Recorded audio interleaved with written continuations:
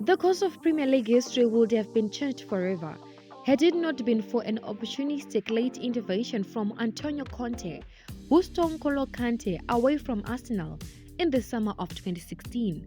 Kante shot to prominence during Leicester City's miraculous Premier League title win campaign, before staring at the heart of Les Blues midfield on their way to finishing as runner-ups on home soil at Euro 2016.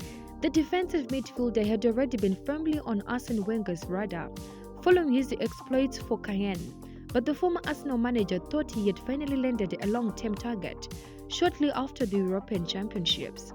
Conte, however, had other ideas, and according to The Telegraph, launched a charm offensive of his own, which ultimately proved successful after he convinced Kante, in a phone conversation, that he would win back-to-back Premier League winners' medals, were he to snub Arsenal and move to Stamford Bridge instead.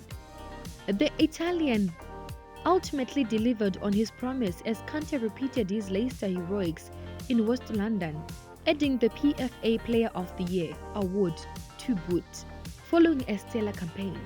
Wenger, however, has already publicly disputed the suggestion that Kante's move was influenced by the prospect of more silverware and instead cynically intimated the following of money.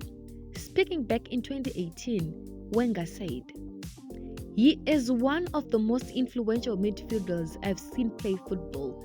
He constantly makes simple decisions and never overcomplicates it. Have I looked to sign Kante? Yes, when he was in France and when he was at Leicester. I cannot explain everything, but it is quite obvious when you look at where he has gone. Was it the money? I do not want to talk about that. Transfers are transfers. You cannot explain absolutely everything." Kante has subsequently starred in the Chelsea sides managed by Sarri, Frank Lampard, and Thomas Tuchel, with the German particularly glad to be able to count on the services of the 30-year-old.